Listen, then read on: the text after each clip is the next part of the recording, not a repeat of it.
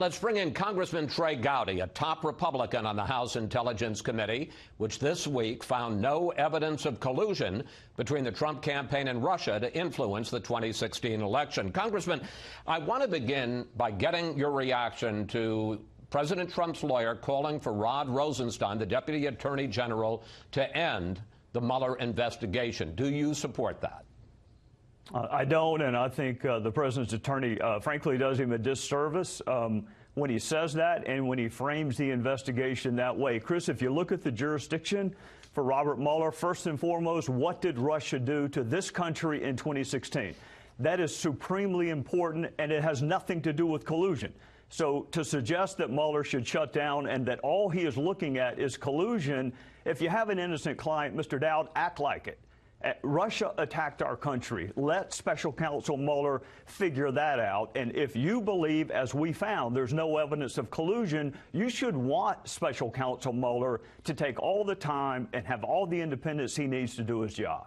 But, Congressman, it does not appear that John Dowd, the president's lawyer, is freelancing, is going off by himself here. The president has been on a tweet storm this morning. I just want to put up one of his latest tweets, and for the first time he's going after Mueller by name. Here it is. Why does the Mueller team have 13 hardened Democrats, some big crooked Hillary supporters, and 0 Republicans? Another Dem recently added, does anyone think this is fair? And yet there is no collusion. Questions are, do you think that the gloves are off, that the president and his legal team are now moving against the Mueller investigation? And if they go from tweets to actual effort, actual actions to try to stop the Mueller investigation, what will you and other top Republicans in Congress do? Well, I hope that's not what's happening. I mean, this is the same Bob Mueller that just indicted, what, a dozen Russians for interfering with our election in 2016. My advice to the president is the same thing I just told his lawyer. Give Bob Mueller the time, the independence, and the resources to do the very job. Keep in mind, Chris, he didn't volunteer for this.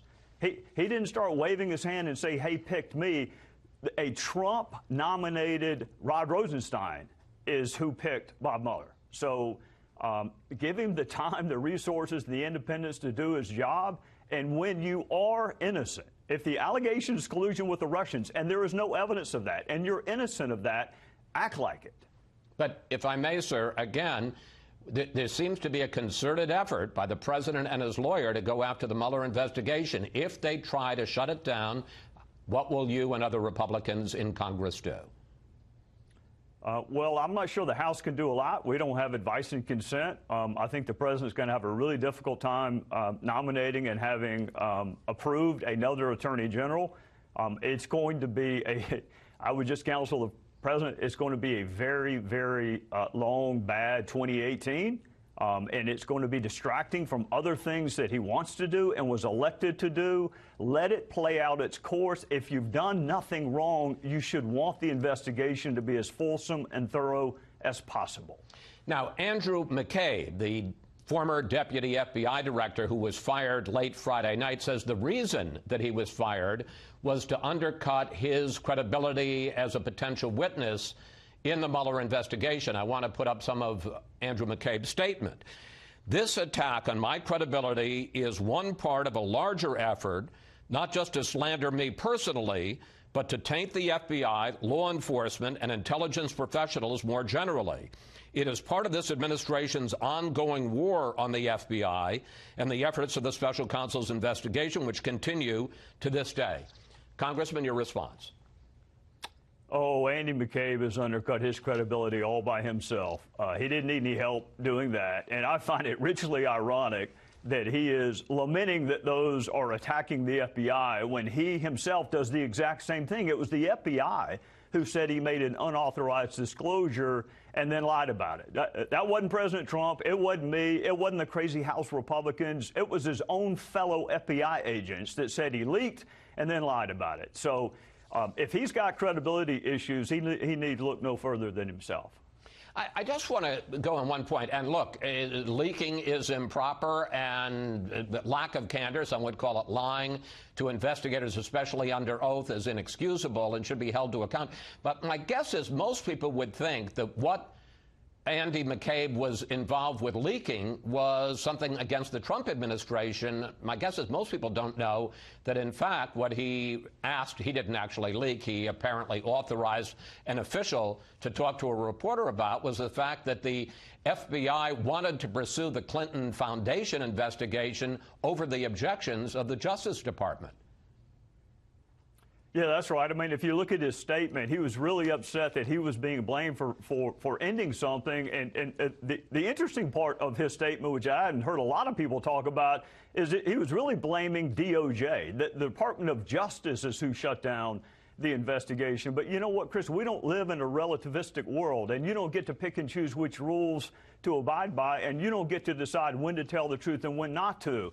I'm going to withhold judgment until Horowitz's report comes out because I don't know precisely what he found. We should just say Horowitz is the Inspector General. Right, who, 2 weeks ago the president was criticizing, and now all of a sudden McCabe is criticizing, so he probably is doing his job because everyone's criticizing him. Let's wait and see what he found. Let's wait and see what that lack of candor was, and then we can judge the fact pattern and the proportionality of the penalty of his losing his pension. We can judge all that once we understand exactly what he's alleged to have done. But make no mistake, the FBI is who recommended that he be fired. It wasn't crazy House Republicans, and it wasn't the Trump administration. It was his own fellow bureau agents. Point well taken. All of this, Congressman, comes on the same week that the House Intelligence Committee, on which you're a prominent member, basically ended your investigation of Russian collusion. I want to put up one of the key conclusions from Republican members of your committee. We have found no evidence of collusion, coordination, or conspiracy between the Trump campaign and the Russians. GOP members also said that while they believe the Russians meddled in the campaign, they did not believe, in fact, they broke with the intelligence community's conclusion that this was an effort by the Russians to benefit the Trump campaign. Question, what's the basis for your conclusion, and you, I say collectively, Republicans on the committee, what's the basis for the conclusion, case closed?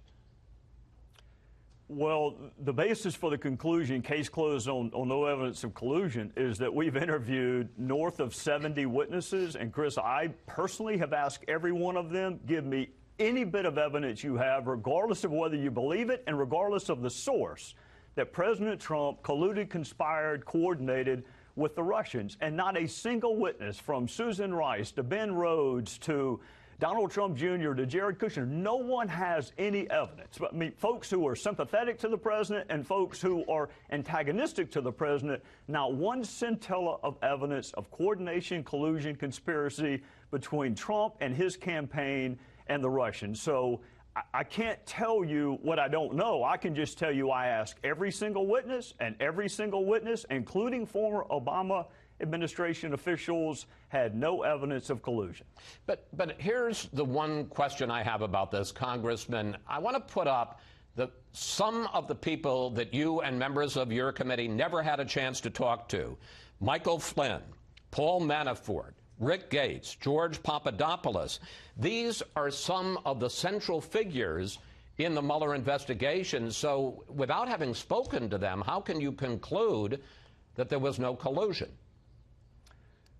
Well, we can't talk to them. They're all under indictment and or have pled guilty, which is why I say there is no evidence. I can't tell you what 4 people I haven't talked to are going to say, but Chris, I can't talk to them. They have a Fifth Amendment right not to talk to Congress. I mean, Steve Bannon's not under indictment and he didn't talk to Congress. So, look, there are lots of things to blame Congress for, but us not knowing what people who won't talk to us are saying should not be one of them. I don't know what Mueller has found, and I've been really clear, leave him alone. Let him do his job. I can tell you within the universe of folks that we've interviewed, there is no evidence of collusion. That's the best I can do. I can't tell you what people I haven't talked to would say. Here's my only point about this, is that the president is using the House Intelligence Committee's findings in effect as grist, as a defense to say that there was no collusion. And what you're admitting is that there were a lot of key members to this investigation who you've never talked to. So your conclusion is not conclusive. Well, that's why I always say based on the evidence. And you don't know what you don't know, and you don't know what witnesses you haven't talked to or documents you haven't seen. Look, I'm disappointed that Steve Bannon would sit there and be interviewed by a salacious book author, but he wouldn't answer our questions. I'm frustrated by that, but executive branch investigations have more credibility, they have more tools, and that's what I think my fellow citizens ought to be waiting for and have confidence in, not congressional investigations that are run by guys running for the Senate in California who've never met a camera that they didn't fall in love with. That's what you should not have confidence in. Have confidence in the executive branch investigations, and if Mueller finds stuff, more power to him. But the best I can do is interview the people in front of me and ask all relevant questions, and no one has said there was evidence. No one has said that there was collusion. I want to bring up one final point. President Trump this week finally imposed sanctions against Russia for meddling in the 2016 election. This after, and I know you voted for it, Congress approved sanctions back last summer, and in fact, the president didn't even impose all of the sanctions that all of you in Congress did authorize him, give him the opportunity to use back last summer. Do you think the president has stood up, has taken action against Vladimir Putin, or do you wish he had been tougher to him? I think he's done a hell of a lot better job than President Obama did. It wasn't Donald Trump who laughed when Mitt Romney said Russia was our #1 geopolitical enemy, and it wasn't President Trump who handed that awkward reset button to the Russians, and it wasn't President Trump who said on a hot mic, I'll have more flexibility in his second term. All of that was President Obama. So this country can't be tough enough on Russia.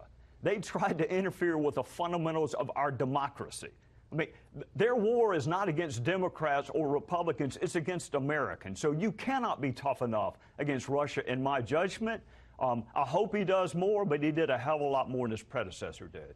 Congressman Gowdy, thank you. Thanks for your time. It's always a pleasure to talk with you, sir.